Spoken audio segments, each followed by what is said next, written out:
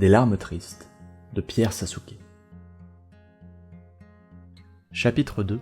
Désespoir au fond du trou. Je suis triste et je suis fatigué. La nouvelle de la veille m'a empêché de fermer l'œil de la nuit. Mécaniquement, je me suis préparé comme d'habitude, mais ce matin j'étais absent. Mon reflet dans le miroir me renvoyait l'image d'un homme vide, le regard ailleurs, perdu dans des pensées intangibles. Au fil des minutes, je l'ai vu se raser, se brosser les dents, s'habiller, puis quitter la salle de bain avant de se mettre en route pour le travail. Cet homme, c'est comme s'il s'agissait d'une autre personne. Pas plus confiante que moi, ni même plus belle ou plus intelligente. Non. Juste une personne dont j'ignore tout. Une personne élevée par une femme qui n'est pas sa mère, et dont elle n'est pas le fils. Une personne qui n'est personne. « Bonjour, Pierre !» entends-je dans l'ascenseur. C'est Romaric, mon patron, qui vient de me saluer et me sortir de mes pensées. « Bonjour, Romaric », réponds-je, l'air absent. « Tu as l'air absent ?» me dit-il en voyant que je le fuis du regard. « Oui, désolé, la nuit n'a pas été très bonne. »« Je comprends. Tout le monde ne peut pas passer la nuit de folie que je viens de passer. Je compatis, mon pauvre. » Merci, Romaric. Il attend un moment avant de reprendre la parole. Cet ascenseur semble prendre un temps interminable pour monter au premier étage. « Dis, Pierre, est-ce que je peux te confier un secret ?» Je ne me suis jamais senti très proche de Romaric. En fait, les quelques rares personnes dont je me suis senti proche dans ma vie m'ont toutes trahi, y compris la femme que j'ai considérée comme ma mère pendant tant d'années. Mais ce secret dont il veut me parler, peut-être est-ce le signe d'une relation plus profonde que ce que je pensais. « Bien sûr, » réponds-je. Il hésite un instant, regarde autour de lui pour vérifier que personne d'autre ne l'écoute, puis reprend en soupirant. « Tu n'es pas sans savoir que je suis un homme de couleur. » Romaric ne sait pas que je suis daltonien. Toutefois, les couleurs que je confonds sont le bleu et le violet. Romaric, lui, est noir. « Ça n'a pas été facile pour moi de grimper les échelons de notre petit cabinet de clerc de notaire, » enchaîne-t-il. « J'ai dû faire face à énormément de réticences au cours de ma carrière, mais petit à petit, je leur ai montré à tous que je pouvais être digne de confiance. » Je ne vois pas où il veut en venir. Tout ce qu'il est en train de faire, c'est étaler son succès fulgurant et me le tartiner en pleine figure. Et ce n'est pas agréable. « Où veux-tu en venir, Romaric ?» Il hésite un moment avant de me le dire.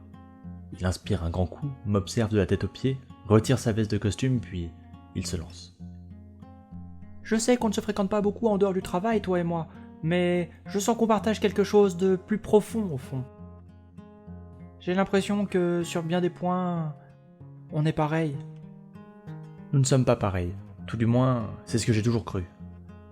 Mais en s'ouvrant ainsi à moi, il vient de me révéler une fragilité que je ne lui connaissais pas. Après tout, peut-être ne sommes-nous pas si différents. « Je suis flatté, » lui dis-je en le pensant sincèrement. Sa veste sur un bras, il pose sa main sur mon épaule. Ce contact physique est gênant, mais quelque part, il me fait chaud au cœur. Tout ça pour dire que si j'en suis là où j'en suis, c'est uniquement parce que je suis passé sous le bureau. Je suis perplexe. Pourquoi me dire ça, à moi ? Me suggère-t-il de faire de même pour avancer dans ma carrière ? Pendant que j'y réfléchis, il me tend sa veste. « Tiens, » me dit-il. « Je te la prête, c'est pour cacher ton petit kéké. » La porte de l'ascenseur s'ouvre. Nous sommes toujours au rez-de-chaussée car apparemment, ni Romaric ni moi n'avons pensé à appuyer sur le bouton pour monter. Une brise fraîche s'immisce alors dans la cabine. Je réalise que j'ai oublié de mettre mon pantalon, ainsi que mon slip. Et je me rends compte surtout que j'ai fait tout ce chemin depuis chez moi cul nu. « Merci », lui dis-je, rougissant de gêne. Je prends les manches de sa veste et m'en sers pour la nouer autour de ma taille. Je m'y prends maladroitement, mais cela ne semble pas déranger Romaric. « Il faut qu'on serre les couilles dans ce métier de merde, » me dit-il en riant nerveusement. « Sinon, où irait le monde ?» Alors que je le vois appuyer sur le bouton pour monter, je ressens une vive douleur dans mon estomac. Mon ventre gargouille tout à coup, mais visiblement Romaric ne l'a pas remarqué. Je ne le comprends pas tout de suite, mais c'est une diarrhée fulgurante que je perçois soudain, probablement à cause de mon intolérance au lactose. « Tout à fait !» lui dis-je en contractant mes abdos comme jamais. Intérieurement, je prie pour que les portes se referment au plus vite, pour que je puisse me précipiter aux toilettes. Malheureusement, Romaric et moi voyons Samantha, de la compta, au bout du couloir, en train de courir en nous faisant signe de l'attendre. Romaric bloque la fermeture des portes avec son bras, et Samantha, soulagée, ralentit et s'arrête même pour prendre un café et discuter avec la réceptionniste. Elle nous rejoint dans l'ascenseur 5 minutes plus tard. « Merci de m'avoir attendu », dit-elle à Romaric en lui jetant un regard complice. « Mais c'est bien normal, Samantha », lui répond-il en lâchant son plus grand sourire. Romaric n'est pas le patron pour rien. Même si je viens d'apprendre ce qu'il a fait pour être affecté à son poste, il faut bien admettre qu'il a un charme indéniable. Samantha l'a bien remarqué. « Dis Romaric, faudrait qu'on aille boire un verre ensemble, un de ces quatre. » Sacré Romaric. Je suis un peu jaloux de son succès, quoiqu'en cet instant, ce n'est pas vraiment ma priorité. Si je ne vais pas aux toilettes dans la minute qui suit, je crois que je vais exploser.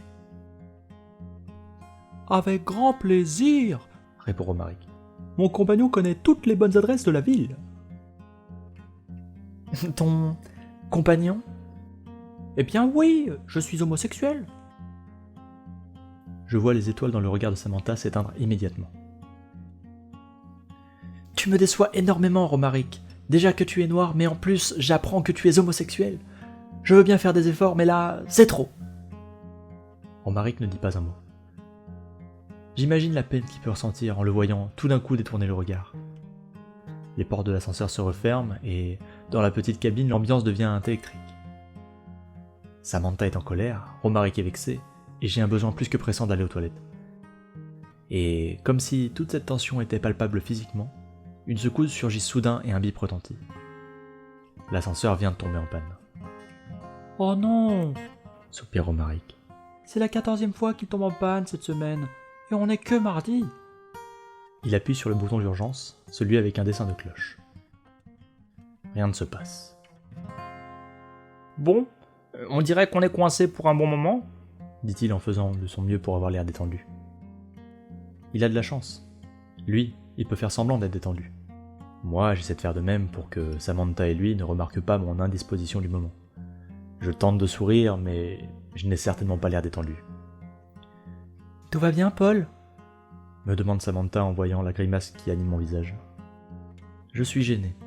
Je ne peux pas lui dire le mal qui me ronge. Et pour une fois, je ne parle pas de mon mal-être de cœur. « Oui !»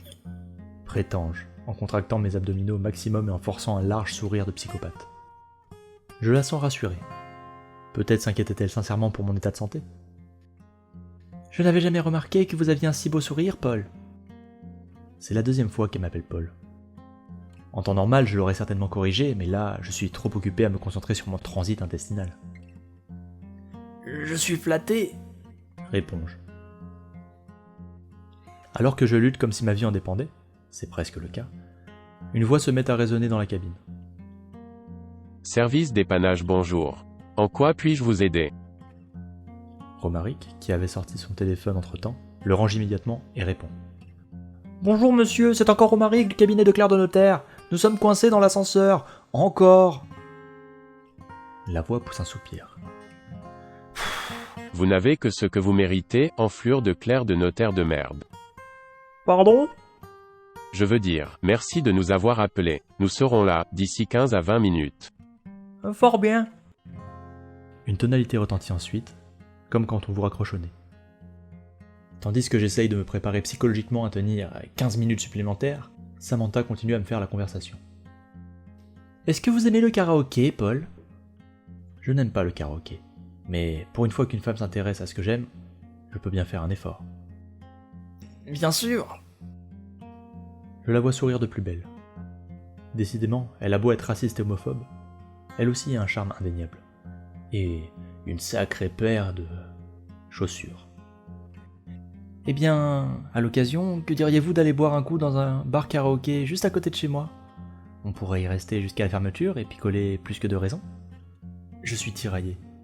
J'ai beau avoir une diarrhée foudroyante que je retiens miraculeusement depuis 3 plombes, être cul nu avec la veste de mon patron autour de la taille, être coincé dans l'ascenseur avec lui et une femme homophobe et raciste, c'est quand même probablement le plus beau jour de ma vie. D'accord. Formidable. Tenez, voici mon numéro. Elle me tente une carte de visite parfumée. Mon cœur bat de toutes ses forces, prêt à sortir de ma cage thoracique. Je tends la main pour saisir sa carte, mais je laisse tomber la veste de mon patron à mes chevilles. Samantha est surprise, mais elle reprend ses esprits et me glisse sa carte dans la poche de ma veste. Vous êtes cul nu, mais au moins, vous n'êtes pas homosexuel. Je suis aux anges. Enfin une personne qui m'accepte telle que je suis. Cette femme, que j'ai passé tant d'années à regarder en secret, comme toutes les autres femmes, est prête à fermer les yeux sur ce que tant d'autres n'ont cessé d'appeler mes défauts. Peut-être est-elle la femme de ma vie après tout. Hier j'ai perdu ma mère, mais aujourd'hui j'ai trouvé encore mieux, l'âme sœur que tant d'autres cherchent pendant toute une vie. Tout d'un coup je me sens léger comme je ne l'ai jamais été. Mais Pierre, me dit alors Romaric, pourquoi est-ce que vous chiez sur ma veste? Samantha regarde à mes pieds et voit également la veste de Romaric toute souillée. Elle porte sa main au visage, le regard visiblement choqué. Je n'en reviens pas, dit-elle. Attends Samantha, réplique-je immédiatement. C'est pas du tout ce que tu crois, je peux tout expliquer. Et dire que j'ai failli vous emmener boire un verre, dit-elle.